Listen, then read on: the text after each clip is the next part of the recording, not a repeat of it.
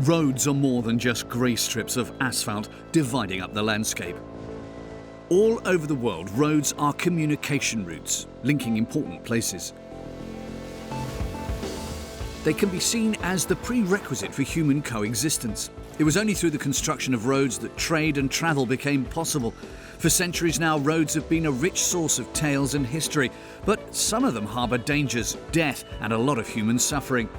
Worldwide, in the 20th century alone, some 35 million people lost their lives on roads, and a further 1.5 billion were injured. What this man says applies to far too many routes.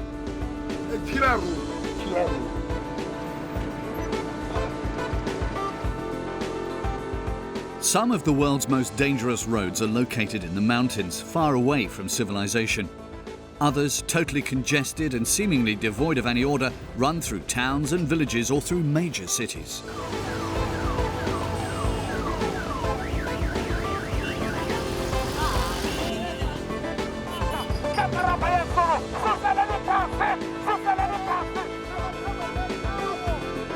Some roads were built under appalling conditions by slave labourers and prisoners of war. Others are even in the grip of evil spirits, which, so the locals believe, kill travellers. Roads overcome mountains and force travellers to look down into chasms, or they bridge them. Roads are the arteries of humankind, its cities and its economies. Anyone travelling on roads where death stalks is taking a great risk. But usually, there is no alternative.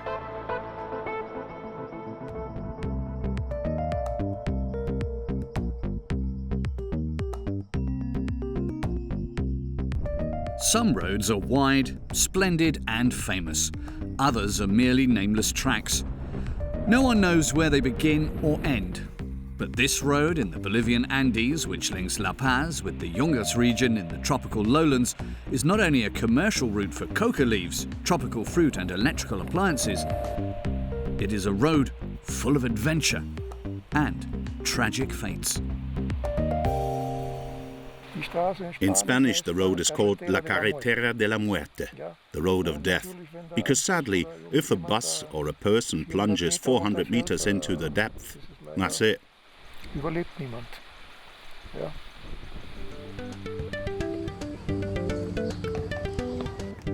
Dieter Hübner knows all about Bolivia's road of death, not as an ordinary traveller, but as a keen racing driver.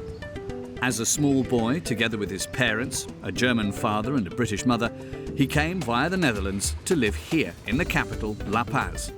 That was in 1938.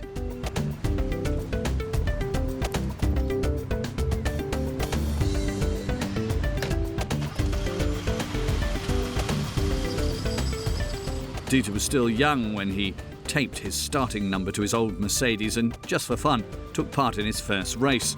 And came second. From then on, the petrol in his veins really began to bubble. While still employed as an electro-technician, Dieter began working on his career as a racing driver. He won the Grand Prix in neighbouring Peru, performed well in the London to Mexico rally, and was twice winner of the Road of Death rally.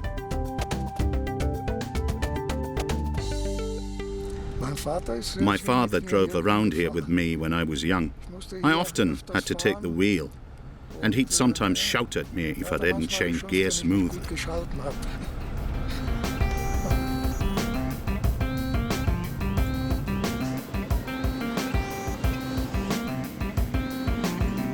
This road links the capital, La Paz, with the Yungas region. Anyone setting out in this mountain region with peaks up to 5,000 meters high will pass this impressive warning symbol. The Bolivian government had the monument built to draw travelers' attention to the dangers of the Yungas region.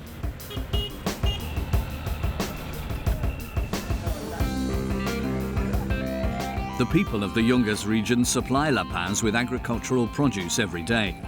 And in stores in the capital, the inhabitants of its hinterland purchase flat-screen TVs, which are in great demand, and other electrical goods that are not available in the mountain villages.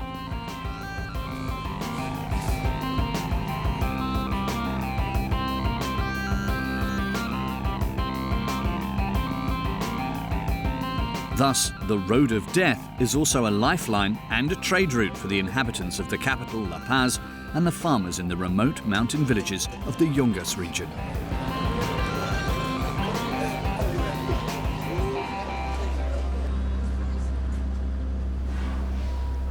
For most people, there's no alternative. It's only us bus drivers who actually drive through the Yungas region. And there's perhaps a flight to Beni in the provinces, but that's about all. And there's no other form of transport. It's the bus or nothing.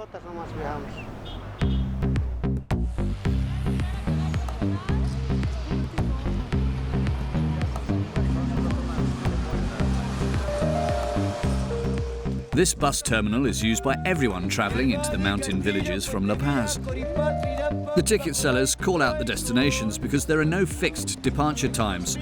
Each bus only leaves when as many seats as possible have been filled and the luggage has been stored safely in the vehicle's spacious hold. The drivers all know that it is not only they who are taking a great risk on the road, because it's not just goods they're transporting, but also human beings.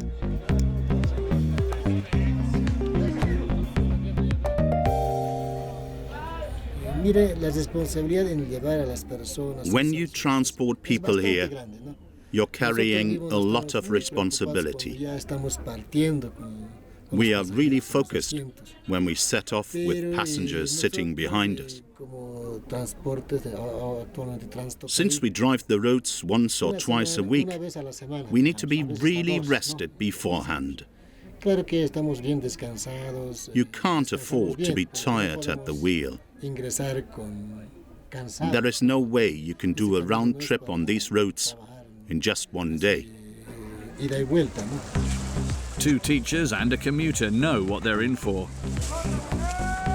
We make the round trip from La Paz to the Yungas region every weekend, so I'm slowly getting used to the dangers. I've never been in danger because I asked God to protect me. I know it's called the road of death, but nothing has ever happened to me, thank goodness. I try to keep calm.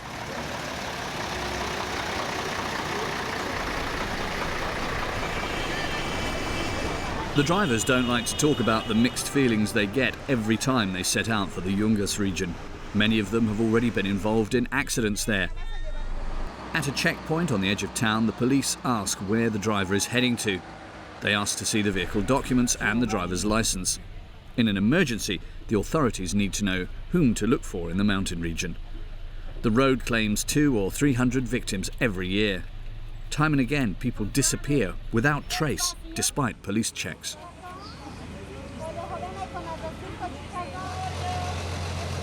Once the driver has passed through the checkpoint, it usually gets very quiet inside the bus. Some passengers keep an anxious eye on the weather, others are simply tired after work, or they're praying for a safe journey.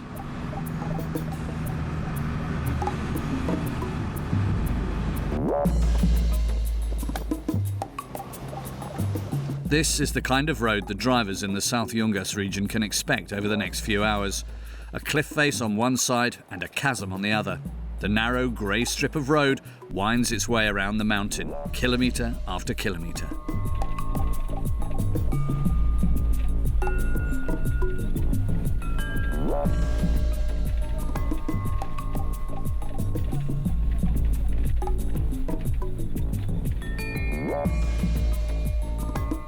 Even though the drivers know the road inside out, caution is still called for.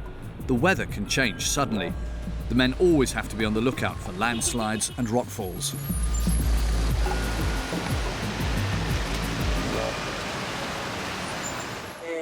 I've been driving a bus through the Yungas region since I was a young man. And that's a good thing, because if you are only used to driving on normal roads in the lowlands and suddenly find yourself on these roads, you can easily lose your nerve. So it's good to become familiar with a dangerous road like this while you're still young. One driver will have stronger nerves, while another will perhaps prepare more for the journey. As for me, I've been driving on the most dangerous roads in Bolivia ever since I was a youth. Practically my entire life.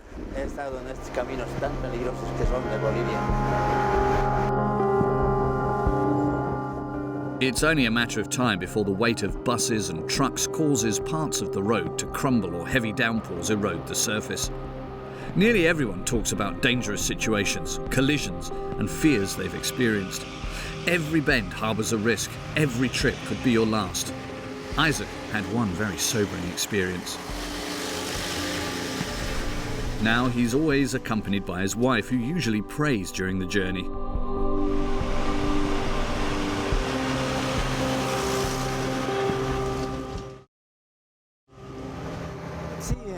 It happened just after I had started work for the day.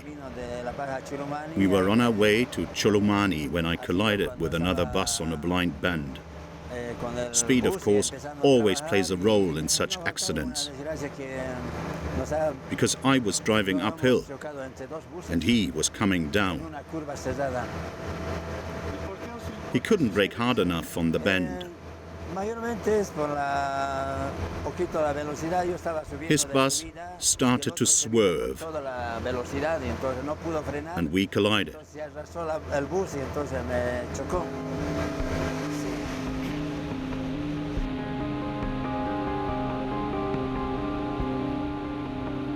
An everyday experience that's part and parcel of a risky job. At the same time, Dieter Hübner is driving on the North Yungas Road nearly 2,000 metres higher up. This paved bypass was only opened in 2006. When Dieter was still racing and rallying in the 70s and 80s, there were only dirt tracks up here. Today, the old North Yungas Road is only used by a few adventurers and, of course, former racing driver Dieter Hübner.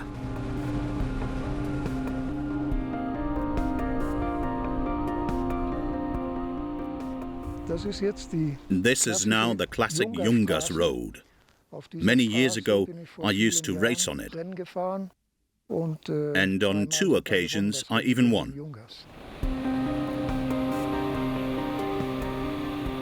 Dieter doesn't compete anymore, but such is his passion for the road and the region that he still likes to motor up here. Being on the road with this former racing driver is like taking a trip through Bolivia's checkered history and the political upheavals of the 1940s.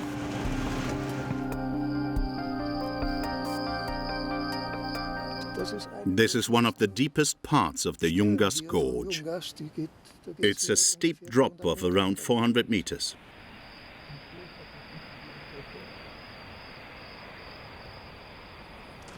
This is a monument to the politicians who were murdered here in 1944. They were shot and their bodies thrown into the gorge. It wasn't until many years later that they were found by a racing driver. Alberto del Carpio, who competed in the 40s and 50s. The corpses were still clothed and even had documents on them, so it was possible to identify them.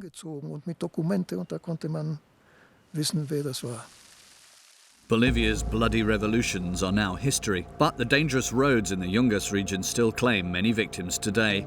The somber statistic for just 3 months reads 63 dead, 400 injured and 11 missing.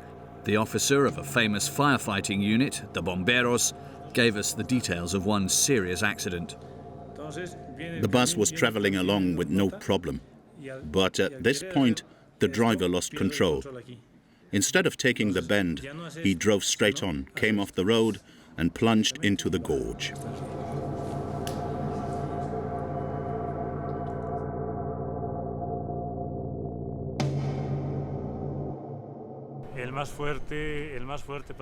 The worst accident I've experienced occurred on January 21st, 2013. I got a call at 5 in the morning asking me to lend a hand. When I arrived at the scene, it still wasn't clear how many people had been injured. First of all, we rescued 26 bus passengers who were more or less seriously injured. Then, in a depression, we found a 3 or 4 month old baby that was already dead. It was just as bad finding victims whose bodies had been torn apart.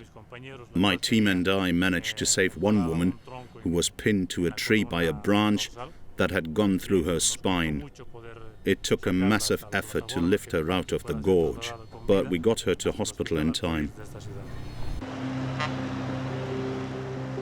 Spectacular rescue operations like that have earned the Bomberos heroic status in Bolivia. Like most drivers, Isaac chews coca leaves when he's at the wheel. They guard against fatigue and anxiety. Here in the Yungas region, there are thousands of cocaleros, as the coca farmers are called, and they are all legal. Coca leaves are an indigenous natural product, like bananas, mangoes and coffee. When mixed with saliva in the mouth, the dried leaves release alkaloids, which deaden hunger sensations and help to combat fatigue and mountain sickness, something they've been used for centuries. It was only the prosperous world of the West that began using the leaves to make cocaine, but for the cocaleros, the leaves are a basic element of life and a part of Andean culture. Farmers receive around €4 for a pound of coca leaves, but those who produce cocaine from the harmless leaves earn millions. Señor, disculpe, buenas tardes. ¿Con qué permiso está filmando?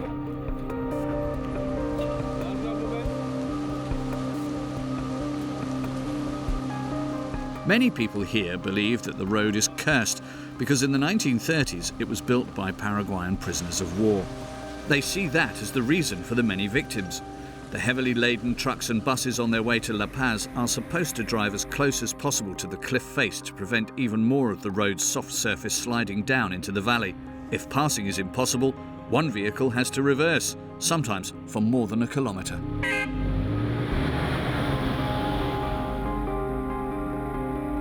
Like its predecessors, the present Bolivian government tries to maintain the South Yungas Road, but time and again the torrential streams of the rainy season from November to March flush entire sections of it into the depths. For the time being, there won't be another bypass here like the one on the North Yungas Road. The villages of the hinterland are not important enough for such an expensive construction project. Consequently, every year construction teams move out to repair the damage caused by landslides and to pave the road as best they can. So farmers will have to continue selling their fruit, coffee and coca in the capital La Paz after travelling there along the Carretera de la Muerte, the road of death.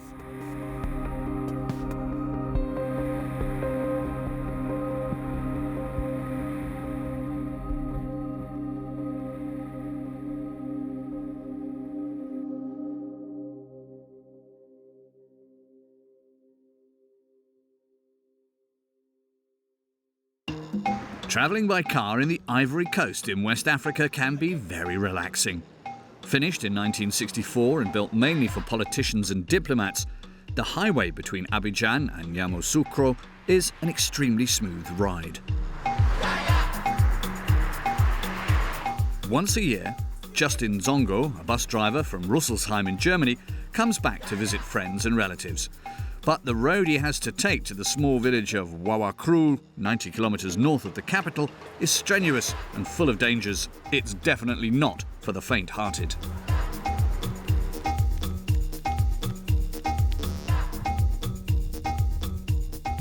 When Justin heads for his home village, he's not on the luxury highway for very long.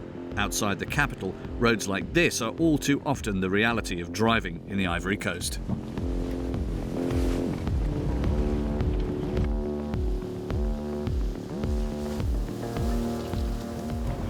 My goodness, this year's really bad. Oh my lord. Jesus.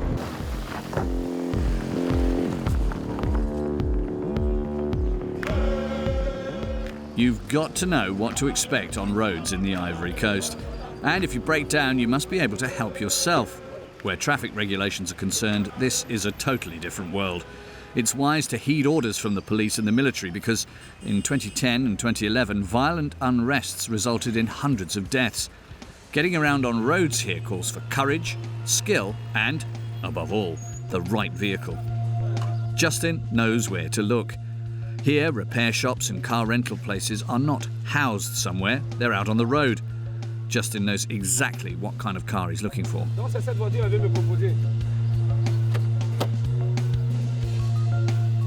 A BMW would be really good because it has rear-wheel drive.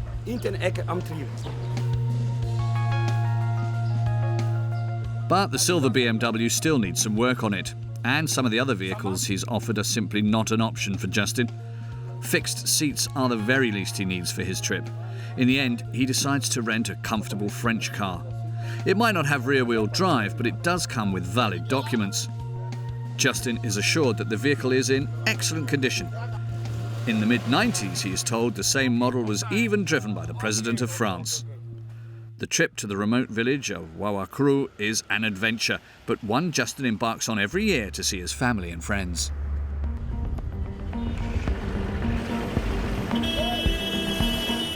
Even in the capital, you need all your wits about you.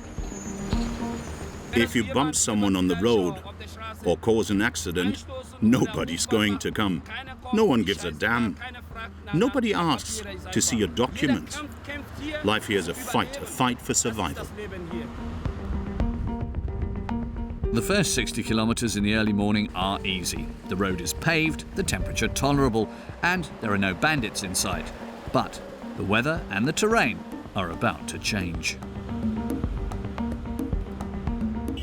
The rains make things difficult. You have to go up and down hills, and that's really dangerous. I hope I'll make it and see my friends. But it's going to be tough.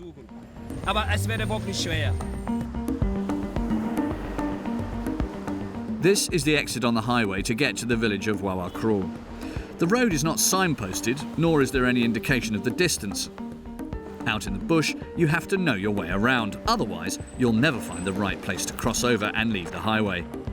For the next few days, this will be the last time Justin feels asphalt under his wheels on his way to and from Wawakru. Anyone travelling on four wheels here in the bush is either looking for adventure or has to work hard for a living.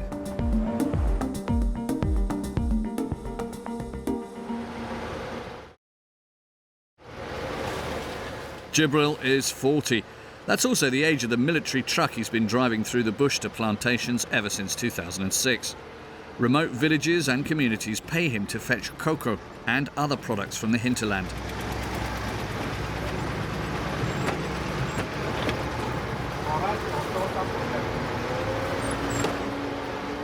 It's a tough job, but Jibril thanks God for it every day and prays to him for help. Driving into the bush at all is difficult and dangerous. But the rainy season is a real problem for us. Driving up some hills in the mud, you simply slide back down. If you're not careful, your truck can even flip over. Or trees toppled by the wind could land on your roof. No one here can afford their own car. People get around on foot. The odd motorbike might be able to cope with the conditions, but there's no guarantee. Anyone who is sick or injured has to be carried out of the village on a homemade stretcher. Even turning the stubborn truck on the narrow road fringed by plants is exhausting work. Jibril spent 3 years as a co-driver before he was allowed to drive in the bush on his own.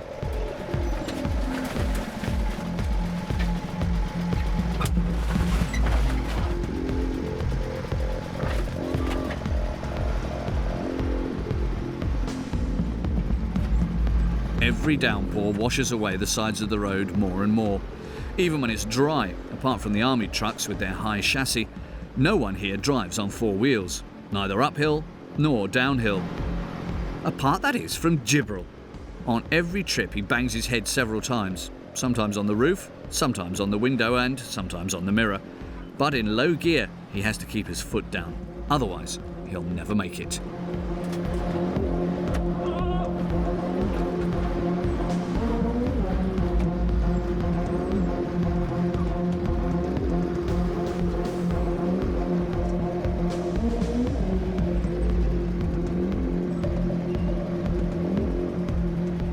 Pouring rain or when the truck is carrying a full load, the route is always arduous and painful. All Jibril can do is pray. After years behind the wheel, he readily admits that his job is a mixture of experience, technique, and divine assistance. This road is an absolute beast, but sometimes if I haven't driven it for a week, I miss it. But then, when I have to drive it again, I get scared. Afterwards, I'm all in, simply exhausted. In his black limousine, Justin is pressing on. The sun is high and the outside temperature has now risen to 34 degrees. But inside the vehicle, it's at least 50. The blistering heat and the constant rocking are tiring. Anyone who gets careless and loses control can easily roll their car. Even though Justin knows the route well, it's still full of obstacles and surprises. Last time he came along here, this bridge was in better condition.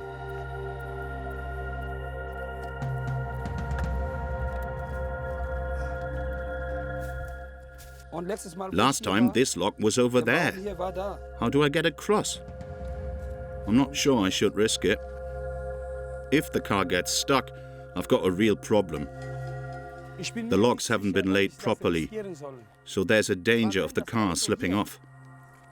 There are gaps everywhere. The BMW would have been better. But unfortunately, I have to watch how much I spend. Das wäre besser mit dem BMW, aber leider habe ich keine dicke Portemonnaie.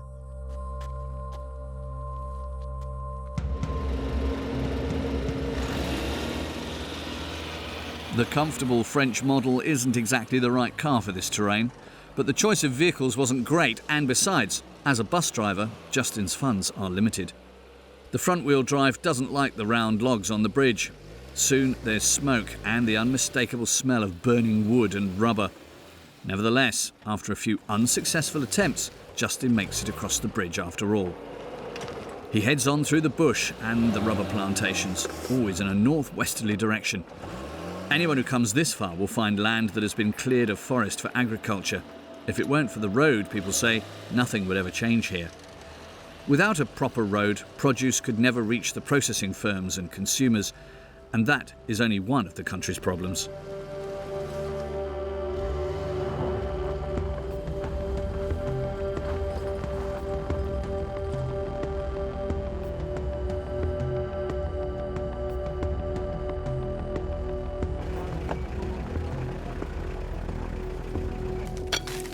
Shortages, deprivation and poverty. Apart from poorly paid work in the fields, the countryside offers hardly any prospects, especially for young people.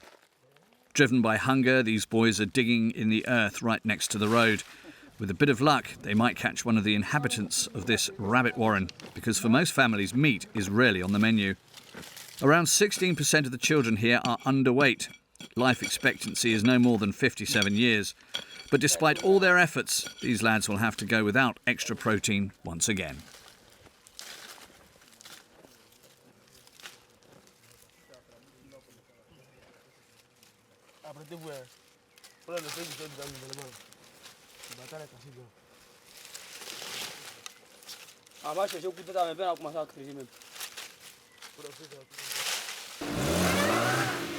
While the boys are heading for home, disappointed, Justin is having even more problems. This time he's stuck.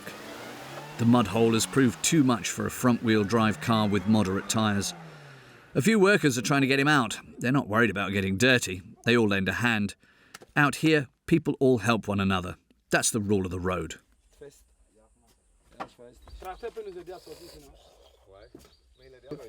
If someone needs help, I don't have to ask him what the problem is, I just lend a hand. I have to help. Here in Africa, it's an obligation. Half pulling, half pushing, everyone pitches in. And at some point the Peugeot really does emerge from the mud. It's a duty to help out on the road. Justin also knows that people here don't have much and are grateful for an extra bit of cash, so he obliges. But no one can tell him how far it is to the next village. Out here, it's times that matter. We don't judge distances in terms of kilometers. We use time. A walk, say, from 7 to midday. That's how we describe distance, not in kilometers. The sun is at its zenith and the heat of the car is oppressive. After countless bends, hills and clouds of dust, Justin has finally reached the village of Wawakru. The entire population has turned out in welcome. Everyone wants to greet the rare guest personally.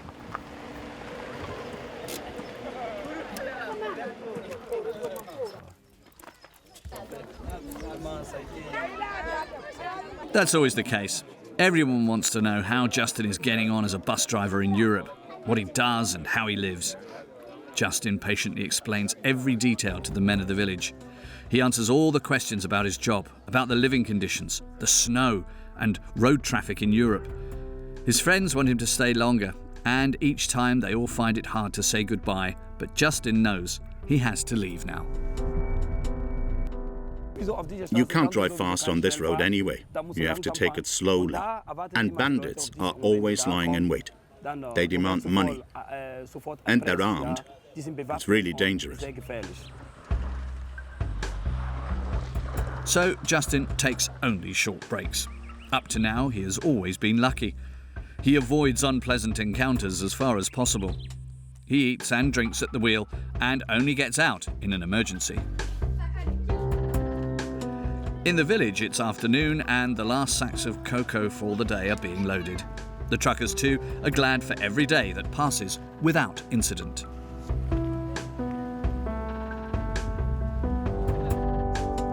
Justin is tired, but relieved to be back on the highway again. When he finally reaches the repair shop, mechanics, the car, rental man, and some onlookers are already waiting. 2 days ago, they were joking about who would wilt first, the Peugeot or Justin, but now they're all curious. Justin loves his job as a bus driver in Germany, where he says the roads are pure luxury. His family and friends are looking forward to Justin coming back next year. Then, he hopes he'll be able to get hold of a BMW with rear-wheel drive for the trip to Wawakru, or even an off-road vehicle.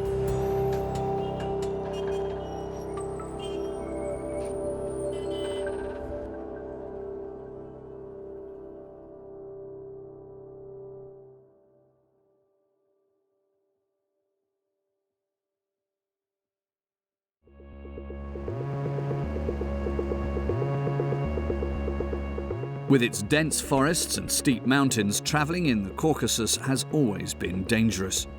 Where Georgia borders on Chechnya and Dagestan and the mountain people are called the Tusheti, a road has been carved out of the rock. The Tusheti Road, a breathtaking route of wild beauty.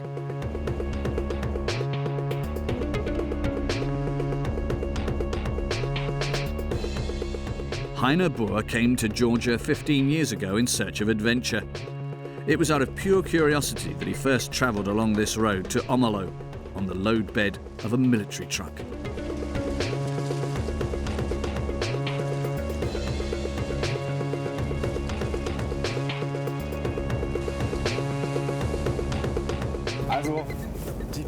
This road always stirs a whole gamut of feelings in you. Ein ganzes Spektrum an Gefühlen, ja. That initial curiosity soon became a passion. Today, Heiner Boer organises adventure and cultural tours in Georgia. He's driven the Tusheti Road so many times, but he remains well aware of its many dangers. You always need to have total concentration and be prepared for the unexpected. That might be a rockfall or a sudden change in the weather. It might start snowing, for instance. You might come across mud holes or a load of scree that has slipped down, partly blocking the road. Then you have to decide whether you can just about get through. Should I risk it or should I turn back?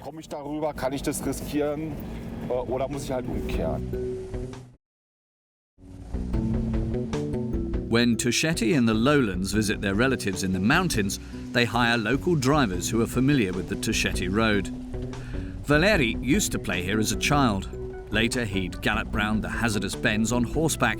Even today, he drives very close to the edge, taking anyone prepared to pay €100 for a trip into the mountains of the Caucasus.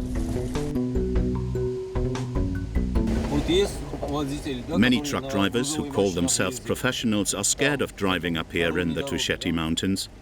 But there really is a big difference between driving down in the lowlands and driving up here.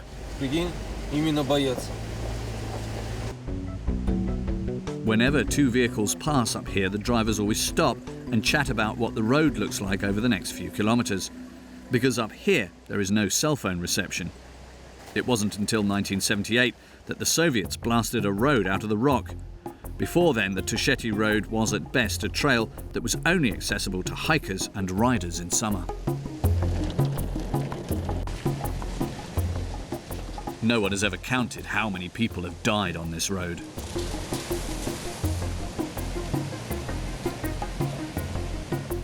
It was only recently that plaques were put up to commemorate those killed in accidents. Valeri showed us the place where in 2010 a momentary lapse of concentration cost the life of 3 of his friends.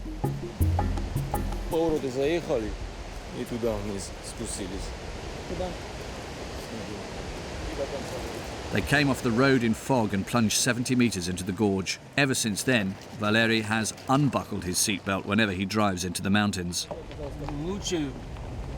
It has nothing to do with macho behavior. I do it because I think it's safer. Up here you can sometimes hear danger before you actually see it. If there's a landslide, for instance, you can get out of the car faster if you're not wearing a seatbelt. You gain precious seconds. It's as simple as that.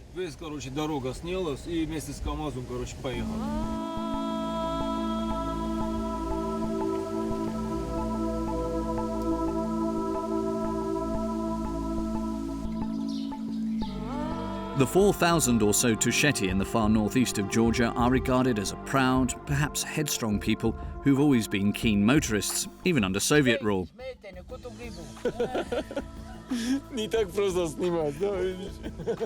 In those days too, they lived cut off from the rest of Georgia. The road was built to make it easier to take cattle, sheep and wool down into the valley, and to control the Tusheti more closely and quickly, and send troops into the mountains in an emergency.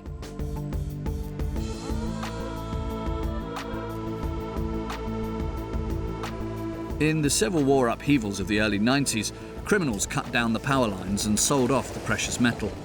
Without electricity, the region now seems really archaic and fairly isolated, but the unspoilt beauty of nature here is impressive. We're now approaching the Abano Pass. The road is getting narrower and the rock face steeper and steeper. Anyone who lives here for some time soon learns the laws that apply on and off the road. If you encounter a driver coming from the opposite direction and he's carrying, say, 100 liters of wine, you both stop. He invites you, and the next half or 3/4 of an hour are spent chatting and drinking. Before saying goodbye and getting back to the road, you make a toast to the Lord and the road itself, and to the memory of those who have died on it. It all goes together. The danger, faith, and also the drinking. Not to drink is to violate every custom. So often, there's no getting around having a glass or two.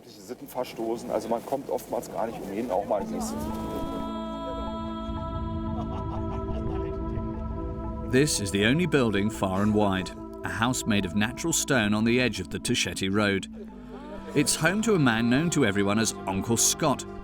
Together with a deputy and a colleague, he works just below the Abano Pass for the Georgian Department of Roads. In the mornings, a shot of vodka is just as much part of breakfast here as fresh bread and the local sheep's cheese. Uncle Scott has been working up here for nearly 40 years, ensuring that the road remains somehow passable, at least from June to October. On the agenda for today is a once-over for a vehicle that has been in service for as long as Uncle Scott himself. As real tractoristi, he and his colleagues know every screw on the steel workhorse. So naturally, they are able to keep the old tractor, as they call it, in perfect shape. Every driver that comes past drops in to say hello to Uncle Scott and tell him about any glacier or rockfall that has descended and is blocking the road. Uncle Scott will then climb aboard his tractor and push whatever is in the way down the slope. Up here, 3,000 meters above sea level, there are no trees anymore, just rocks, ice, and solitude. You always have in mind that you're totally dependent on your vehicle, on everything working perfectly. No ruptured pipes or leads, resulting in you losing brake fluid or your power steering. And you want everything that is mechanical to function flawlessly. Up here, 80 kilometers from the next town, there's no one to help you.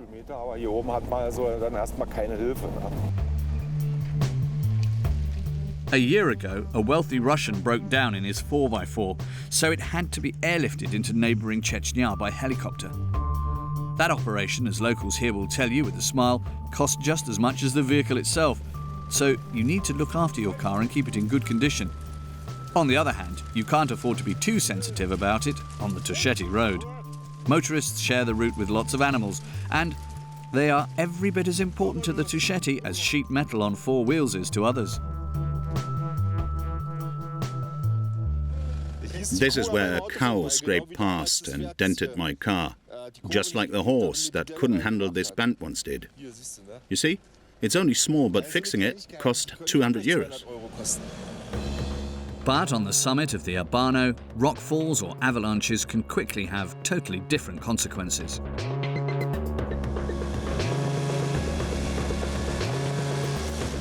My cell phone shows an altitude of 2,869 meters. The official figure is 2,870 meters.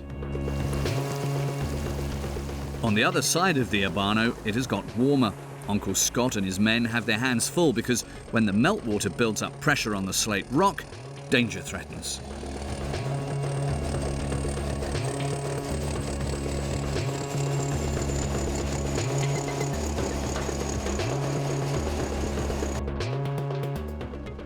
The thaw and erosion have caused a huge slab of rock to shear off. It looks like it might have happened only an hour ago. At first glance, I thought we'd never be able to get past. But on closer inspection, I saw that 3 of my wheels still had solid ground under them. So we were able to make our way across. The rocks have really sharp edges. And on the left, we had to watch that they didn't slit open our tires. I've checked, and the tires have suffered some cuts. But they're basically okay. We just have to make sure that nothing else comes crashing down here. The Tusheti road seems to have a magical appeal for adventurers, despite, or perhaps because of, its dangers. This is an overland trip, no? Greece, Turkey, Iran, Armenia, now Georgia, little piece of Russia, Yalta, Ukraine, Romania, Serbia, Croatia. The man has got nerves. He's not fazed by the sharp edges of the rocks. After all, he plans to visit all those places in 40 days.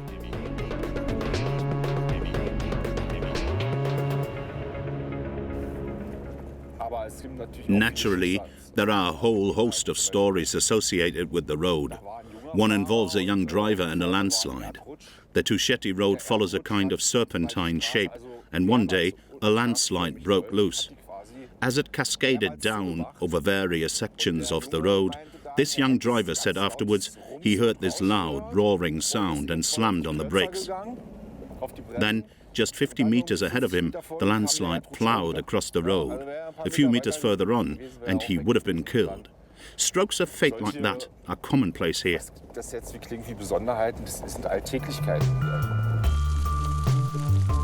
At some times of the year, people and animals are on the Tusheti road at the same time. Especially in August, thousands of sheep, cattle and horses are driven down into the valley. Heino Buhr documents every trip on the Tusheti road. He photographs dangerous sections of the road or places where the view is particularly beautiful, like it is at the end of the road at the fortress in Omelo.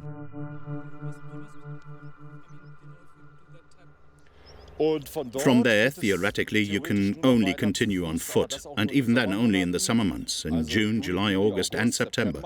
Beyond these white mountains lies Chechnya. These jagged, snowy peaks belong to Dagestan, and Dagestan is part of Russia.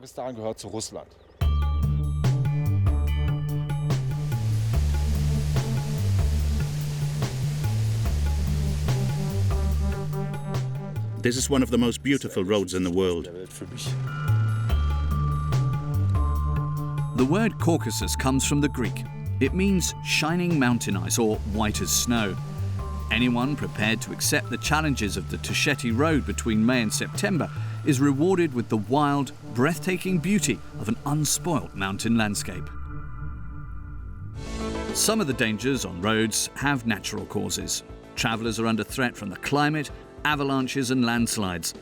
Other risk factors include family duties, pressure at work and social hardship. They force people to take a risk in getting from A to B every day. Other dangers can be put down to human error, like a lack of concentration or a mistake at the wheel. But simple bad luck can also mean tragedy on the roads of death.